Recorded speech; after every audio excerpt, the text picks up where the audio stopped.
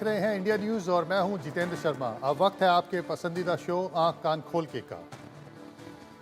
आपने सुनामी शब्द तो सुना होगा। सुनामी का मतलब होता है विशाल लहर। महाराष्ट्र में महायुति की ऐसी ही सुनामी आई है। उसकी लहर में महाविकास अघाड़ी बह गई। महायुति ने महाराष्ट्र में ऐतिहासिक जीत दर्ज की है।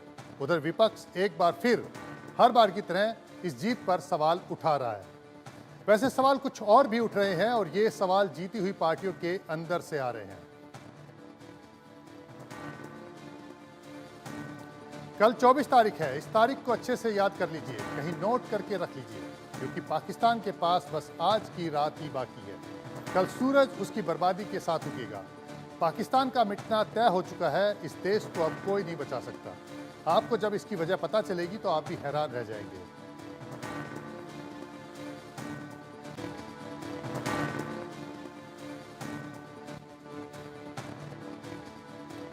महाराष्ट्र में महायुति की जीत की भविष्यवाणी तो सबने की थी, लेकिन ये जीत कितनी बड़ी होगी इसकी कल्पना सियासी पंडितों ने भी नहीं की होगी। इस जीत के साथ महायुति ने साबित कर दिया कि उनके लिए काम को जनता का साथ मिला है। महायुति की इस ऐतिहासिक जीत के बाद अब इसके पीछे की वजहों को तलाशा जा रहा है।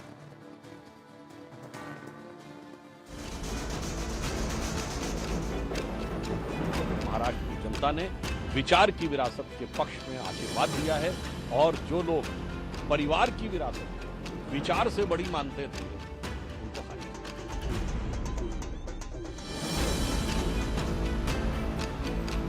सभी जाति धर्म के लोगों का मैं आभार व्यक्त करता हूं और उन्होंने बहुत बड़ी जीत हमें दी है।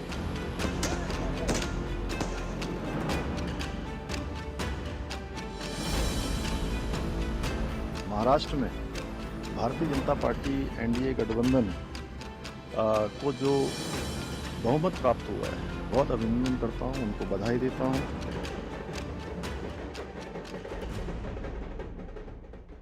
ये जश्न, ये मिठाई, ये ढोल नगाड़े महाराष्ट्र में चली महायुति की सुनामी के लिए हैं, उसकी प्रचंड जीत के लिए हैं, विधानसभा चुनाव में ऐतिहासिक फतह के लिए हैं।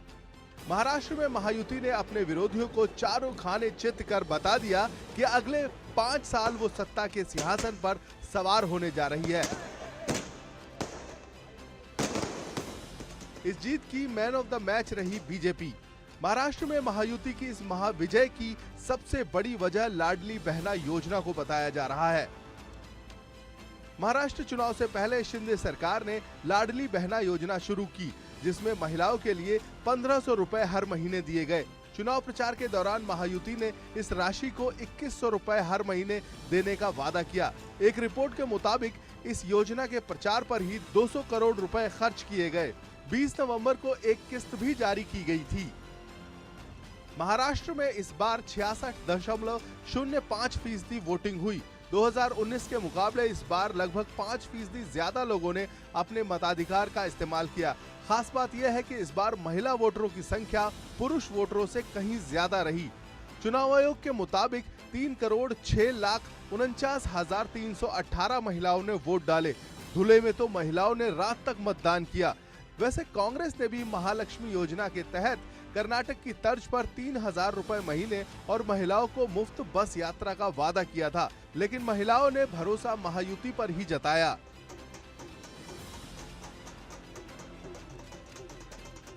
ऐसे सरकार में हम निर्णय जो लिए, सरकार अगर चाहेगी तो क्या कर सकती है सर्वसामान्य आदमी के लिए, आम आदमी के लिए, लाडली बहनाओं के लिए, किसानों के लिए, लाडले किसान, लाडले भाई सभी के लिए ये जो योजनाएं की, और निश्चित रूप से हमने जो किया है उसको लोगों ने प्राथमिकता दी है और आशीर्वाद भी दिए, और इसीलिए ये मैं सभी कार्यकर्ताओं को धन्यवाद देता हूँ महायुति के, जिन्होंने मेहनत की। लाडली बहना के बाद बीजेपी का बटेंगे तो कटेंगे, एक रहेंगे तो सेफ रहेंगे वाला दांव भी महाराष्ट्र में चला। योगी आदित्यनाथ और पीएम मोदी ने चुनाव प्रचार में एक बड़ी लकीर खींच दी। योगी ने कटेंगे तो बटेंगे का नारा दिया, तो पीएम मोदी ने भी एक है तो सेफ है जैसी अपील कर योगी के नारे को कल्ट बना दिया।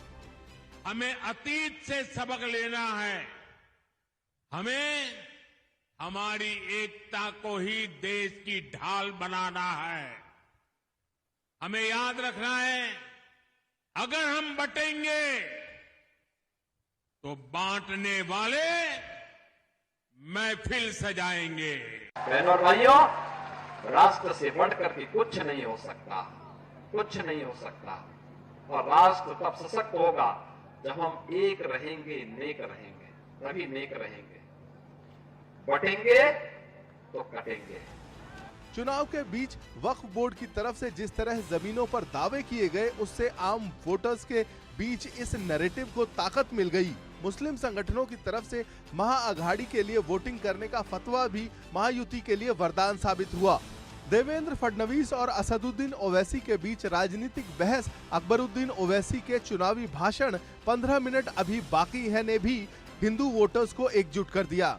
सुन ले ओवैसी, कुत्ता भी ना पेशाब करेगा औरंगजेब की पहचान पर, अब तो तिरंगा लहराएंगे पूरे पाकिस्तान पर। याद रखो, तुम मेरी जबान का मुकाबला नहीं कर सकते ना। अगर तुम मोदी अमित शाह भी बैठ गए तो मेरी जबान का मुकाबला नहीं कर सकते। इन्होंने क्या बोले, ए ओवैसी, वो क्या बोले, ये वोट जिहाद, धर्म युद्ध। हम इलेक्शन कमीशन ऑफ इंडिया से पूछना चाहते हैं, क्या ये जबान इलेक्शन के कानून के ताबे है या उसके खिलाफ है? इलेक्शन कमीशन ऑफ इंडिया जवाब दो।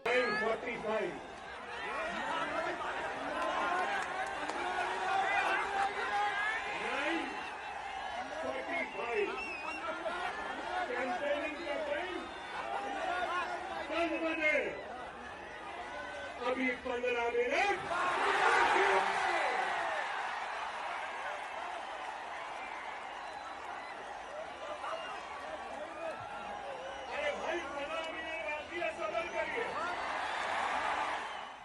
गठबंधन ने हिंदू वोटों के ध्रुवीकरण के बटेंगे तो कटेंगे और एक है तो सेफ है के नारे का सहारा लिया, तो दूसरी तरफ एनसीपी ने मुस्लिम कैंडिडेट्स को सपोर्ट करके जता दिया कि वो मुसलमानों की विरोधी नहीं है।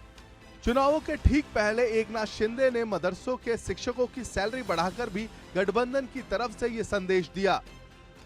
महाराष्ट्र का विदर्भ कृषि बेल्ट है, यहाँ बड़े छोटे दोनों तरह के किसानों की बड़ी आबादी है। महायुति ने इस बार यहाँ कमाल कर दिया और इसकी वजह है किसानों का ख्याल रखना। ये महायुति की जीत का तीसरा बड़ा कारण साबित हुआ। 2014 में बीजेपी ने विदर्भ की 62 सीटों में से 44 सीटें जीती थी, कांग्रेस को 10 सीटें मिली थी, लेकिन 2019 के विधानसभा चुनाव में बीजेपी की सीटों में गिरावट आई। उसने केवल 29 सीटें जीती, जबकि कांग्रेस ने 15 सीट हासिल की थी। लोकसभा चुनाव में कांग्रेस की नाराजगी और संविधान के मुद्दे पर चले प्रचार अभियान के कारण पार्टी का प्रदर्शन यहाँ काफी खराब रहा था, लेकिन बीजेपी ने इस बार गलती नहीं की। सरकार ने यहाँ किसानों को खास फोकस पर रखा और कपास और सोयाबीन किसानों को राहत देने के लिए कई कदम उठाए।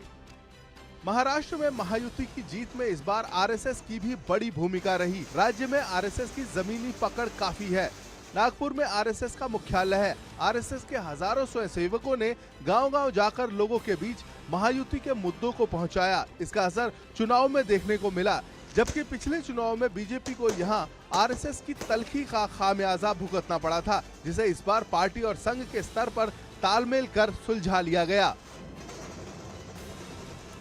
कुल मिलाकर महायुति ने इस बार ऐसा कोई लूप होल नहीं छोड़ा जिससे विपक्ष सेंध लगा सके। महायुति की ये योजना रंग लाई और उसने महाराष्ट्र में जीत का परचम लहरा दिया।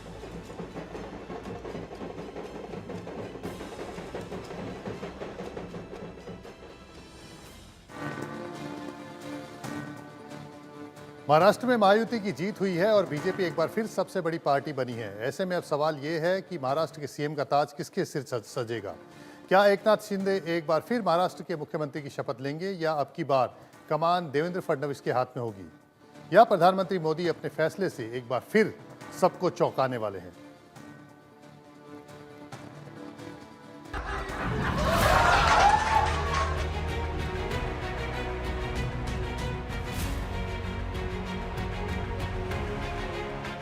महाराष्ट्र में महायुति ने कमाल कर दिया। जीत की आंधी चलाकर अपने विरोधियों को चौंका दिया। लेकिन अब इस जीत के बाद बड़ा सवाल ये है कि महाराष्ट्र का अगला सीएम कौन होगा। क्या शिंदे दोबारा शपथ लेंगे या फिर फडणवीस सीएम की कुर्सी पर विराजेंगे।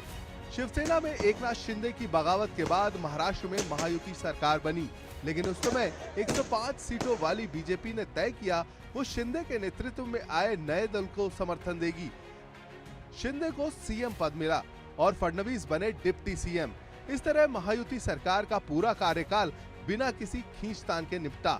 ऐसे में अब जब बीजेपी ने अपनी जीत के आंकड़े को और बढ़ा दिया है, तो क्या समय आ गया है एकनाथ शिंदे बीजेपी को रिटर्न गिफ्ट में सीएम की कुर्सी सौंपे। हालांकि इस पर अभी कोई खुलकर नहीं बोल रहा है।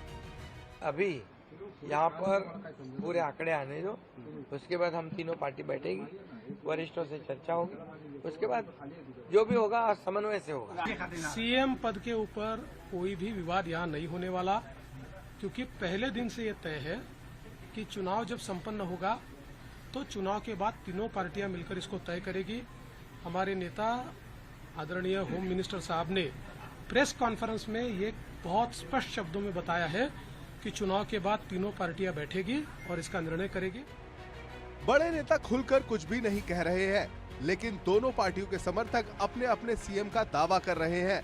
वाशिम शहर में देवेंद्र फडणवीस को महाराष्ट्र के मुख्यमंत्री के रूप में दर्शाने वाले पोस्टर लगाए गए हैं।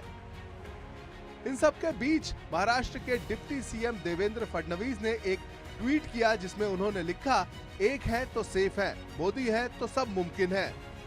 महायुति एक बार फिर महाराष्ट्र में सरकार बनाने के लिए तैयार है। इसके बाद उनकी मां सरिता फडणवीस का बयान सामने आया। उन्होंने कहा, बेशक उनका बेटा मुख्यमंत्री बनेगा। एक माँ के लिए इतना बड़ा अपना लड़का है, इतना पूरे महाराष्ट्र का नेता बन गया, बहुत बड़ा नेता, तो खुशी तो होने ही वाली है ना। इसमें कोई शक नहीं है कि बीजेपी सबसे बड़ी पार्टी है और जिस तरह से माहौल बनाया जा रहा है, मुख्यमंत्री भी उसी का हो। तो ऐसे में सवाल ये है कि एकनाथ शिंदे का क्या होगा। सीएम रह चुके शिंदे अब कौन सी भूमिका निभाएंगे। माना जा रहा है कि शिंदे विजयी गठबंधन में फडणवीस के डिप्टी नहीं बनेंगे। उम्मीद जताई जा रही है शिंदे को मोदी सरकार की केंद्रीय कैबिनेट में कोई बड़ा मंत्रालय सौंपा जा सकता है, ताकि महाराष्ट्र में उनकी पार्टी के नेताओं और वोटरों में शिवसेना को मजबूती से स्थापित किया जा सके। ये बताया जा सके कि बाल ठाकरे की विरासत के असली हकदार वो ही हैं। उन्हें वैसा ही सम्मान दिया जा रहा है जैसा बाल ठाकरे के समय शिव सैनिकों को दिया जाता था। लेकिन फिलहाल ये सब संभावनाएं ही हैं और ये हकीकत में बदलती है या नहीं, इसके लिए थोड़ा इंतजार करना पड़ेगा।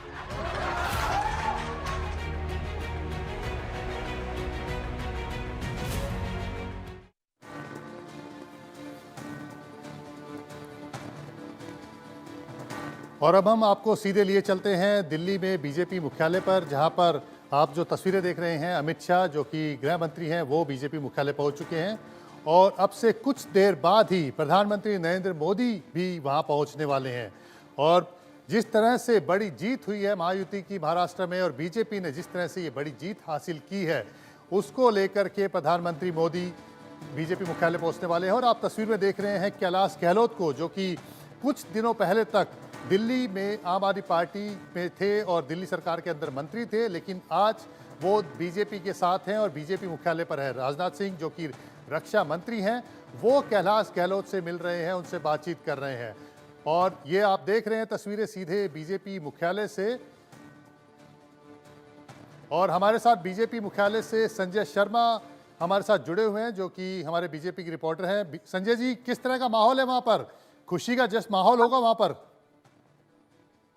अद्भुत माहौल है और सभी को इंतजार है प्रधानमंत्री नरेंद्र मोदी का, जो कुछ ही मिनटों में बीजेपी के मुख्यालय पहुंचने वाले हैं। केंद्रीय गृह मंत्री अमित शाह पहुंच चुके हैं, रक्षा मंत्री राजनाथ सिंह भी पहुंच चुके हैं और साथ ही साथ बीजेपी के राष्ट्रीय अध्यक्ष जेपी नड्डा यहाँ पर पहुंच चुके हैं। कुछ ही देर में प्रधानमंत्री नरेंद्र मोदी बीजेपी के राष्ट्रीय मुख्यालय पहुंचने वाले हैं। उसके बाद मेरे मंच है, यहीं पर प्रधानमंत्री नरेंद्र मोदी कार्यकर्ताओं का संबोधन होगा। महाराष्ट्र में बम्पर तो ये थे हमारे संजय जी, जो कि इस समय बीजेपी मुख्यालय पर हैं और महाराष्ट्र में महायुति एक बार फिर सरकार बनाने जा रही है। मुख्यमंत्री कौन होगा इस पर अभी सस्पेंस बना हुआ है, लेकिन इस बार बीजेपी की जीत का स्ट्राइक रेट बताता है कि सत्ता की चाबी वो अपने पास रख सकती है। बीजेपी 85% ये स्ट्राइक रेट है, शिवसेना का 70%, एनसीपी का 64%, कांग्रेस 22%, शिवसेना उद्धव ठाकरे 19%, एनसीपी 15%। तो ये हमने आपको दिखाया कि किस तरह से इन पार्टियों का स्ट्राइक रेट रहा है और इसमें बीजेपी हमेशा की तरह इस बार भी टॉप कर रही है। जो महाराष्ट्र में जो दिग्गज हारे हैं, जो हम उसके बारे में भी आपको बता देते हैं। बांद्रा ईस्ट में जिशान सिद्दीकी, जिनके पिता की अभी लॉरेंस बिश्नोई के जो शूटर थे उन्होंने उनकी हत्या कर दी थी और उनके बाद जिशान सिद्दीकी को एनसीपी की तरफ से टिकट दिया गया था, लेकिन वो हार चुके हैं। कराड़ दक्षिण से पृथ्वीराज चौहान, वर्ली से मिलिंद देवड़ा, मानखुर्द शिवाजी नगर से नवाब मलिक, औरंगाबाद सेंट्रल से बाला साहब थोराट। तो ये हमने, और अब हमारे साथ महिमा कटारिया हैं दिल्ली मुख्यालय से। महिमा, किस तरह का माहौल आप वहां पर देख रही हैं? कौन कौन नेता वहां पर पहुंच चुके हैं? अमित शाह, राजनाथ सिंह हमें दिखाई दे रहे हैं, और कौन कौन वहां पर पहुंचे हैं?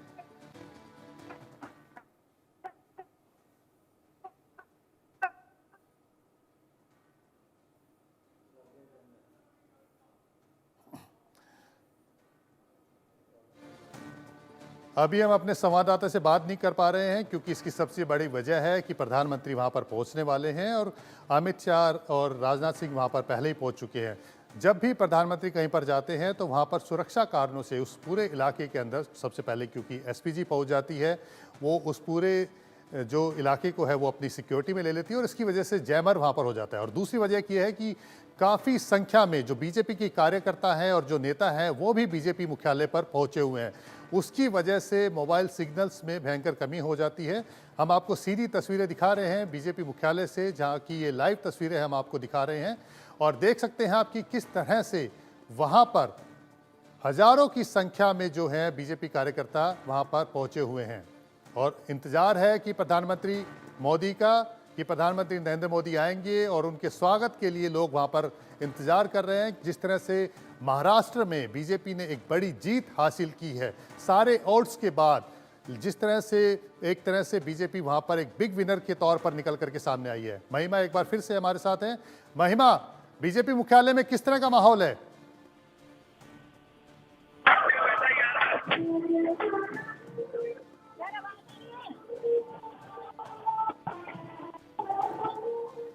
महिमा, बीजेपी में किस तरह का माहौल आप देख रही हैं? जश्न का माहौल है वहां पर?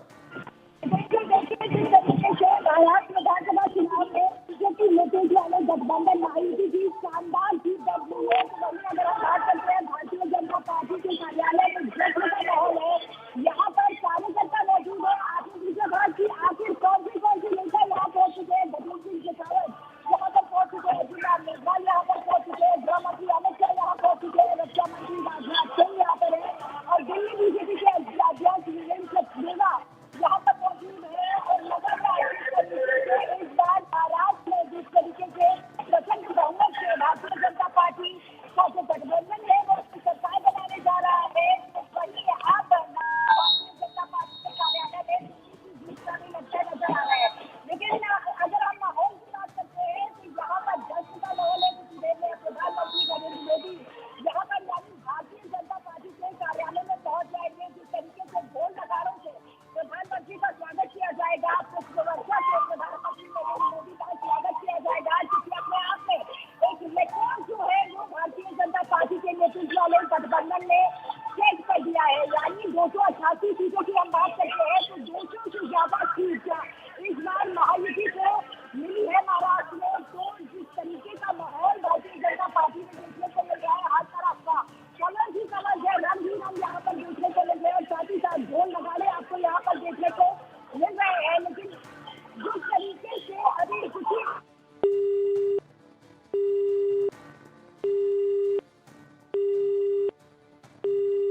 कितना समय और प्रधानमंत्री के वहां पर आने में? सब लोग इंतजार कर रहे होंगे, बेसब्री से सबको इंतजार होगा कि प्रधानमंत्री नरेंद्र मोदी वहां पर आए और उनको इस जीत को लेकर के बधाई दें, क्योंकि कार्यकर्ताओं का उत्साह हमेशा से प्रधानमंत्री नरेंद्र मोदी बढ़ाते रहे हैं और इसी बात का इंतजार है कि कब प्रधानमंत्री नरेंद्र मोदी उनके बीच आएंगे।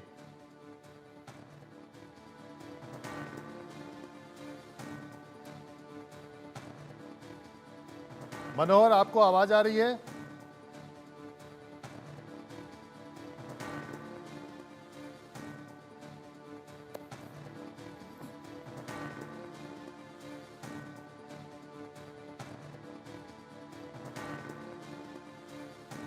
महिमा, आपको क्या लगता है कितना समय और प्रधानमंत्री नरेंद्र मोदी को वहां पहुंचने में, क्योंकि सब लोग बड़ी बेसब्री से इंतजार कर रहे होंगे।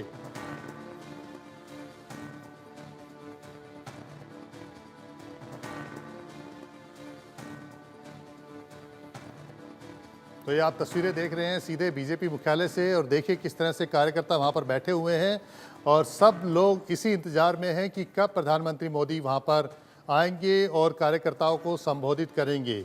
एक बड़ा बूस्टअप होता है ये कार्यकर्ताओं के लिए, क्योंकि जिस तरह से प्रधानमंत्री नरेंद्र मोदी का कार्यकर्ताओं के साथ कनेक्ट है, और यही वजह है कि बीजेपी लगातार एक के बाद एक राज्यों में जीत जो है वो लेती जा रही है, जीत की तरफ बढ़ती जा रही है। चाहे वो हरियाणा की बात करें, हरियाणा में हमने हाल के चुनाव में देखा कि जहां एक तरफ सब ये अनुमान लगा रहे थे, एग्जिट पोल तक ये इशारा कर रहे थे कि हो सकता है कि इस बार बीजेपी की सरकार हरियाणा में रिपीट ना करे, लेकिन सबको किनारे रखते हुए, सबके जो नतीजे थे, सबकी जो सोच थी, उसको साइड में करते हुए बीजेपी ने तीसरी बार हरियाणा में सरकार बनाई।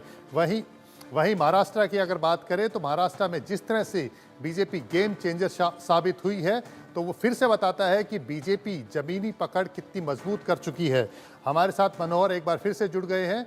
मनोहर, कितना समय प्रधानमंत्री नरेंद्र मोदी के बीजेपी मुख्यालय में आने का?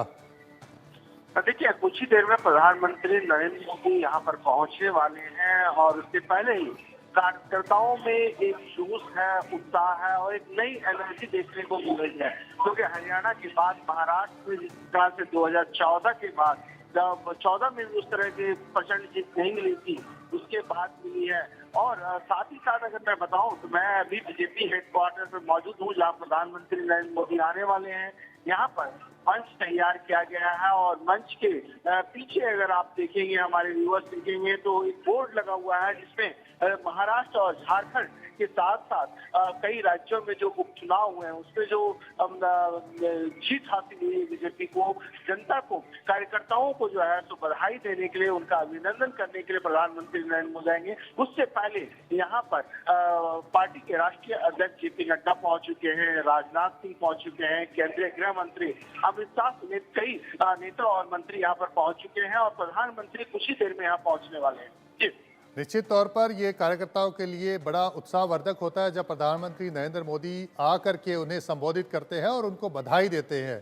जिस तरह से महाराष्ट्र के चुनाव में बीजेपी ने अपना श्रेष्ठ प्रदर्शन किया है और उपचुनाव में भी अच्छी सीटें लेकर के आई है, तो उसको किस तरह से देखते हैं? नेता क्या कह रहे हैं? किसी से बात हुई हो अगर आपकी? देखिए, बिल्कुल बीजेपी की कई नेताओं से बात हुई है। उनका ये कहना है कि जो महिलाओं के लिए प्रधानमंत्री ने काम किया है, जो गरीबों के लिए, जो वंचितों के लिए काम किया है और खास करके विकास का काम किया है, सबसे ज्यादा फोकस महिला और युवाओं को लेकर के वो कह रहे हैं कि उनके लिए जो योजनाएं लाई गई और लाडली योजना, जो महाराष्ट्र की अगर मैं बात करूं तो लाडली योजना काम कर गई है। और साथ ही साथ सबसे बड़ा जो इशू रहा है वो है ये एक रहेंगे तो सेफ रहेंगे। प्रधानमंत्री ने जो नारा दिया था, और वहीं यूपी के मुख्यमंत्री योगी आदित्यनाथ ने जो नारा हरियाणा में दिया था और महाराष्ट्र में भी चुनाव प्रचार के दौरान उन्होंने कहा कि बटोगे तो कटोगे। तो ये सारी चीजें हैं, इसकी वजह से सारे बीजेपी के नेता ये कह रहे हैं कि ये सारे इश्यूज होकर के जनता जो है सो बटी नहीं, क्योंकि सीधे तौर पर उद्धव ठाकरे को जिम्मेवार ठहरा रहे हैं कि उद्धव ठाकरे जो एक खास समुदाय के लिए अब कई लोगों को बांटने की कोशिश कर रहे थे, उत्तर भारत और मराठी की बात कर रहे थे, तो उसको जो है सो जनता ने जवाब दिया है। और अब प्रधानमंत्री नरेंद्र मोदी ने भी ट्वीट करके एक्स पोस्ट पे उन्होंने जानकारी दी है और उन्होंने तमाम महाराष्ट्र के और झारखंड के लोगों को उन्होंने धन्यवाद दिया है और साथ ही कहा है कि विकास की जीत है, सुशासन की जीत है और आने वाले टाइम में जनता ने जिस तरह से उन्हें चुन करके भेजा है तो और जनता के विकास के लिए वो ज्यादा से ज्यादा काम करेंगे। जी मनोहर, महाराष्ट्र में जिस तरह से शिवसेना, जो कि अब कह सकते हैं कि इस चुनाव नतीजों से ये भी पता चल गया है कि कौन असली शिवसेना है, 57 सीटें जीती हैं, वहीं उद्धव बाला साहब ठाकरे की जो शिवसेना है उसने 20 सीटें जीती हैं। तो किस तरह से देख रहे हैं? लोगों ने एक तरह से बता दिया कि महाराष्ट्र के लोगों ने कि असली शिवसेना कौन है। देखिए, बिल्कुल आपने सही कहा और इसे लेकर के हमने सुधांशु त्रिवेदी से बात भी की थी और उन्होंने कहा था कि जनता ने सबक दिखा दिया है। जो बांटने की राजनीति करते हैं, जो देश को टुकड़े टुकड़े करने की राजनीति है, उनको जनता ने सबक दिखाया है। और सबसे बड़ी बात यह है कि महाराष्ट्र की जनता ने उद्धव ठाकरे की पॉलिटिक्स को ही एक तरह से खत्म कर दिया है।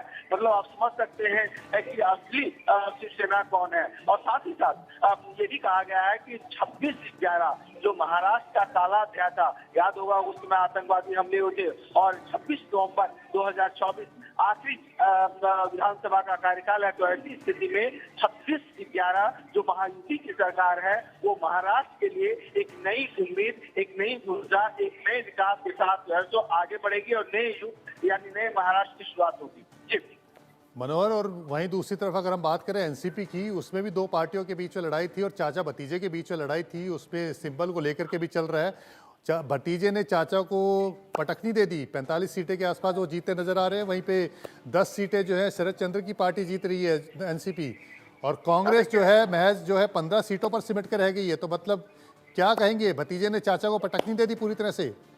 देखिए, बिल्कुल बिल्कुल आप देखेंगे तो जिस तरह से सीटों की बढ़त मिली है अजीत पवार को, तो ऐसी स्थिति में अजीत पवार ने अपने चाचा को पीछे छोड़ दिया है, जो राजनीतिक गुरु कहे जाते हैं, जो पॉलिटिकल एरेना में अपने आप को काफी दमखम और सरकार बनाने में अपने आप को माहिर समझे जाते हैं शरद पवार। उनके भतीजे ने उनके घर पर ही पटकनी दे दी। याद होगा कि चुनाव प्रचार के दौरान भी शरद पवार ने अपना दमखम दिखाया था और चुनाव प्रचार के दौरान चुनौती भी दी थी, लेकिन अब वो चुनौती जनता ने उन्हें दिखा दी है कि किस तरह से जनता के सामने और जनता जनार्दन के सामने जो है वही सर्वे सर्वा होता है। और इस बार शरद पवार को भी उसके भतीजे ने एक तरह से मुक्ति दिखाई है। जी हमारे साथ संजय शर्मा भी जुड़े हुए हैं। संजय जी, जिस तरह से महाराष्ट्र में कांग्रेस का बुरा हाल हुआ है, 15 सीटों पे ही सिमट के रह गई, वहीं एक तरफ हरियाणा में उनकी बड़ी बुरी दुर्गति हुई थी। राहुल गांधी बड़ा सीना चौड़ा करके घूम रहे थे कि इस बार तो हम सरकार बना रहे हैं, और वहीं महाराष्ट्र में भी बड़े हुंकार भर रहे थे कि वो सरकार बनाने जा रहे हैं, लेकिन उनकी तो हालत बुरी होगी। और अभी पार्लियामेंट सेशन भी शुरू होने वाला है सोमवार से, तो किस तरह से वो फेस करेंगे ये बीजेपी की जीत को? वाकई काफी बुरी हालत है कांग्रेस पार्टी की। जिस तरीके से हरियाणा की हार, कांग्रेस पार्टी अभी तक उस सदमे से उबर नहीं पाई थी, और महाराष्ट्र में जिस तरह का तगड़ा बड़ा झटका लगा, आप कह सकते हैं कि ये बिजली का करंट लगा है कांग्रेस पार्टी को, और कांग्रेस पार्टी अभी तक पूरी तरह सदमे में है। तो इस सदमे से कब कांग्रेस पार्टी उबर पाएगी? हालांकि सोमवार से संसद का शीतकालीन सत्र शुरू होने जा रहा है और कांग्रेस पार्टी अडानी के मुद्दे पर प्रधानमंत्री नरेंद्र मोदी को घेरना चाहती है, लेकिन जनादेश क्या कहता है? जनादेश हमने देखा हरियाणा का, जनादेश हमने देखा महाराष्ट्र का, बम्पर जीत दे रहे हैं बीजेपी को। तो इसका मतलब साफ है कि जनता बीजेपी के साथ, एनडीए के साथ खड़ी हुई है, और कहीं ना कहीं कांग्रेस पार्टी को अपनी रणनीति में का मंथन करना पड़ेगा, आत्मचिंतन करने की जरूरत है कि कहां गलतियां हो रही। क्योंकि जिस तरह से लोकसभा में कांग्रेस ने नैरेटिव बनाया था, जातिगत जनगणना की बात कही थी, संविधान खत्म करने की बात कही थी, वो मुद्दे इस चुनाव में भी उठे, लेकिन ये जो मुद्दे थे इस चुनाव में लोगों ने उस पर विश्वास नहीं किया, वो नैरेटिव इस चुनाव में काम नहीं कर पाए। तो कांग्रेस को आप कह सकते हैं कि आत्मचिंतन, आत्ममंथन करने की जरूरत जरूर है। प्रधानमंत्री नरेंद्र मोदी ने महाराष्ट्र में सिर्फ 9 जनसभा की, लेकिन अगर सीटों का आंकड़ा देखेंगे तो 133 पार जा रहा है। बीजेपी का, एनडीए की बात नहीं कर रहा मैं। वहीं 6 जो है राहुल गांधी ने की और उनकी सीटें महज 15 आई। तो मतलब ये तो बड़ी बुरी दुर्गति है उनकी। बिल्कुल, ये आप कह सकते हैं कि कांग्रेस पार्टी को आत्मचिंतन करने की जरूरत है और खुद राहुल गांधी को भी सोचना होगा। हालांकि लोकसभा चुनाव के बाद में जिस तरीके से कांग्रेस की सीटें लगभग डबल के करीब पहुंच चुकी थी, 99 सीटें जब कांग्रेस ने जीती थी, तो उसको ऐसा लग रहा था कि वो चैंपियन बन चुकी है। जीत आप कह सकते हैं कि हार के सदमे से कांग्रेस उभर गई थी और लोकसभा चुनाव में खुद को चैंपियन मान रही थी, जीत मान रही थी कांग्रेस पार्टी अपनी। लेकिन अब लगातार जिस तरीके से हार का सामना करना पड़ा, हरियाणा के बाद में महाराष्ट्र में, जो लोकसभा में कांग्रेस पार्टी जितनी सीटें लेकर के आई थी उतनी सीटें, उतने नंबर वो विधानसभा चुनाव में भी हासिल नहीं कर पाई। तो एक आप कह सकते हैं कि बड़ी दुर्गति हुई है कांग्रेस पार्टी की महाराष्ट्र में और उनको अपनी रणनीति पर विचार करना होगा। और जिस तरीके से गठबंधन के दबाव के सामने कांग्रेस पार्टी झुक भी रही थी और कई सारे समझौते भी की, कम सीटों पर भी चुनाव लड़ी कांग्रेस ने, लेकिन उसके बावजूद भी कांग्रेस और पूरा की पूरा इंडिया गठबंधन का वोट परसेंट और काफी और सीटें, वो उनकी संख्या काफी कम हो गई। और इस पर रणनीतिक सोच की जरूरत होगी, आत्मचिंतन की जरूरत होगी कांग्रेस को। प्रधानमंत्री नरेंद्र मोदी ने नारा दिया था, एक रहेंगे तो सेफ रहेंगे। वहीं एक नारा पहले चल रहा था, कटेंगे बटेंगे तो कटेंगे। तो आपको लगता है कि महाराष्ट्र में इन दोनों नारों ने कमाल कर दिया? बिल्कुल, कहीं ना कहीं बटोगे तो कटोगे और साथ ही साथ एक रहेंगे सेफ रहेंगे, इसका असर काफी संख्या में आप देख सकते हैं किस तरीके से वोट परसेंटेज में अंतर मिला है, साथ ही साथ सीटों की संख्या भी बढ़ी है। तो कहीं ना कहीं हिंदू वोट कहीं ना कहीं आप कह सकते हैं पोलराइज जरूर हुए एक तरफ, क्योंकि जिस तरीके से हमने देखा था चुनाव के बीच में कांग्रेस पार्टी ने मुसलमानों को नौकरियों में रिजर्वेशन आरक्षण देने की पेशकश की थी और साथ ही साथ उन्होंने कई सारे ऐसे समझौते मुसलमानों के लिए करना स्वीकार किए थे जो कि लगभग चुनाव के समय या किसी भी एक पॉलिटिकल पार्टी के लिए असंभव सी चीजें थी। लेकिन उसके बावजूद भी कांग्रेस पार्टी ने जो बातें स्वीकार की थी उसको बीजेपी ने एक बड़ा मुद्दा बनाया। बटोगे तो कटोगे भी चला, एक रहेंगे सेफ रहेंगे को प्रधानमंत्री नरेंद्र मोदी ने बड़ा चुनावी नारा बना दिया था महाराष्ट्र चुनाव में।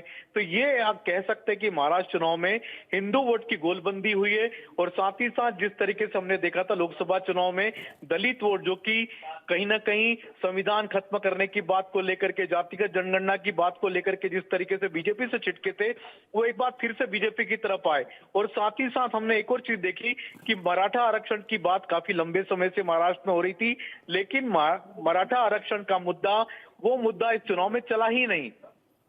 तो आपको क्या लगता है ऐसा क्या किया होगा देवेंद्र फडणवीस ने, जो कह रहे थे कि समुद्र हूं लौट के आऊंगा?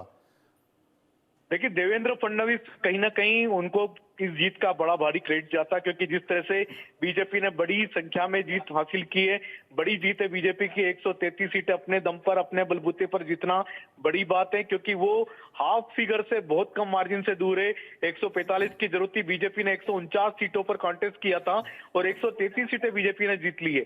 तो एक बड़ी भारी संख्या बीजेपी के पास है और इसमें देवेंद्र फडणवीस की बड़ी भूमिका है। रणनीतिक रूप से उन्हीं की रणनीति चलती थी और साथ ही साथ जिस तरीके से वो महायुति के तीनों घटकों को साथ में लेकर के चले, आपसी सामंजस्य, आपसी तालमेल साथ में बनाया और कई सारी सीटों पर जहां पर संघर्ष की स्थिति हो सकती थी उसको उन्होंने रोका।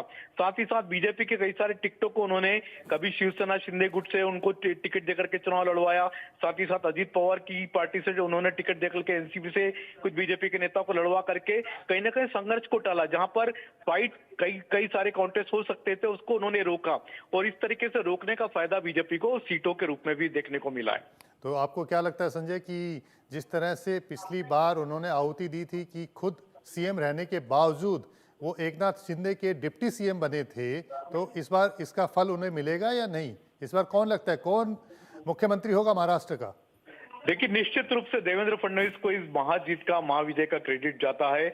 या तो उनको लोग या बीजेपी भी अब उनको मुख्यमंत्री के तौर पर देखना चाहती है। अगर उनको मुख्यमंत्री नहीं बनाया जाता तो देवेंद्र फडणवीस को इस बार उप मुख्यमंत्री कतई नहीं बनाया जाएगा, फिर वो बीजेपी के बड़े नेताओं में शुमार हो जाएंगे और बीजेपी के नए राष्ट्रीय अध्यक्ष के लिए भी उनका नाम संभावित रूप से लिया जा सकता है।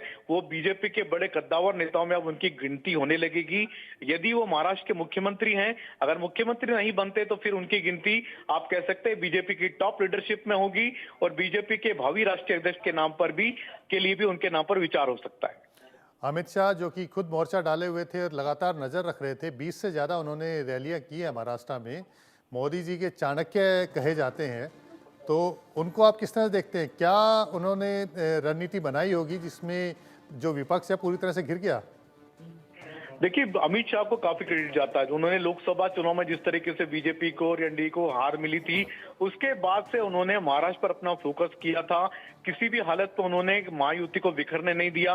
कई मौके ऐसे आए जबकि अजीत पवार टूट के जाना चाहते थे या बीजेपी अजीत पवार से खफा थी लोकसभा चुनाव में हार के बाद में, लेकिन उन्होंने महायुति को संभाल के रखा, संवार करके रखा। साथ ही साथ सभी घटक दलों को के नेताओं को बुला करके आपसी मतभेद जितनी बार भी हुए सबको उन्होंने टाला। साथ ही साथ जब सीटों की घोषणा की तो इस बात को उन्होंने सुनिश्चित कराया कि किसी भी पार्टी का कोई भी कैंडिडेट बागी रूप से खड़ा ना हो, आपस में वोट न काटे, इस बात का समुचित रूप से उन्होंने ध्यान रखा। पूरी ताकत लगा दी थी उन्होंने महाराष्ट्र में। अमित शाह ने पूरी रणनीति बनाई और अपनी रणनीति पर तीनों पार्टियों को काम पर लगाया। आप कह सकते हैं कि महायुति की भी जो दो दूसरी पार्टियां थी, अजीत पवार की एनसीपी और साथ ही साथ एकनाथ शिंदे की शिवसेना, उनको भी उन्होंने अपनी रणनीति पर चुनाव लड़वाया। तो उनकी रणनीति काफी कामयाब रही। देवेंद्र फडणवीस इसका इन तीनों पार्टियों के बीच में कोऑर्डिनेशन का काम कर रहे थे, उनकी भी भूमिका काफी महत्वपूर्ण रही। लेकिन अमित शाह की रणनीति आप कह सकते हैं महाराष्ट्र में जबरदस्त रूप से कामयाब रही है और महाराष्ट्र के चुनाव नतीजे भी यही बात बता रहे हैं। लाडली बहन योजना एक ताकत के तौर पर उभरी है बीजेपी की, क्योंकि पहले मध्य प्रदेश में, फिर उसके बाद अब महाराष्ट्र में। तो आप कैसे देख रहे हैं कि लाडली बहन योजना? देखिए, लाडली बहन योजना को आप कह सकते हैं बीजेपी के लिए पास एक नए ट्रम्प कार्ड के रूप में आई है। मध्य प्रदेश में इस योजना को जबरदस्त सफलता मिली। मध्य प्रदेश में बीजेपी ने बहुमत हासिल किया था। इसी योजना उसके लिए सबसे बड़ा महत्वपूर्ण कारण माना जाता है। और महाराष्ट्र में भी इस योजना ने कमाल कर दिया।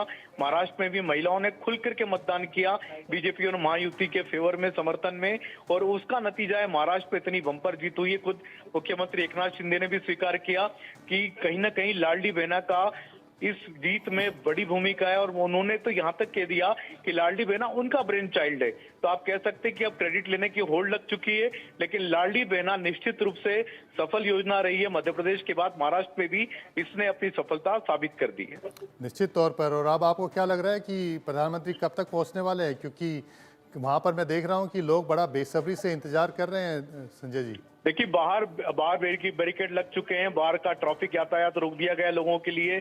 कुछ ही क्षण की बात है जब प्रधानमंत्री नरेंद्र मोदी बीजेपी के मुख्यालय में प्रवेश करते हुए नजर आएंगे। कुछ ही समय की बात है, कुछ मिनटों की बात है, क्योंकि प्रधानमंत्री नरेंद्र मोदी चल पड़े बीजेपी मुख्यालय के लिए, रास्ते में हैं और उनके लिए अभी फिलहाल आवागमन भी रोक दिया गया है। तो कुछ ही समय की बात है जब प्रधानमंत्री नरेंद्र मोदी कुछ ही समय में बीजेपी के राष्ट्रीय मुख्यालय में पहुंचेंगे और यहाँ पर बीजेपी के राष्ट्रीय अध्यक्ष जेपी नड्डा बाहर उनका स्वागत करेंगे। जबरदस्त स्वागत होगा, भव्य स्वागत उनका किया जा रहा है और उसके बाद में उनको मंच पर लेके आया जाएगा। वहां पर भी उनका स्वागत सत्कार होगा। उसके बाद में जेपी नड्डा पहले कार्यकर्ताओं को संबोधित करेंगे। उसके बाद प्रधानमंत्री नरेंद्र मोदी, जिनको सुनने के लिए दूर दूर से बीजेपी के कार्यकर्ता यहाँ पर एकत्रित हुए हैं, वो भी प्रधानमंत्री नरेंद्र मोदी को सुनेंगे।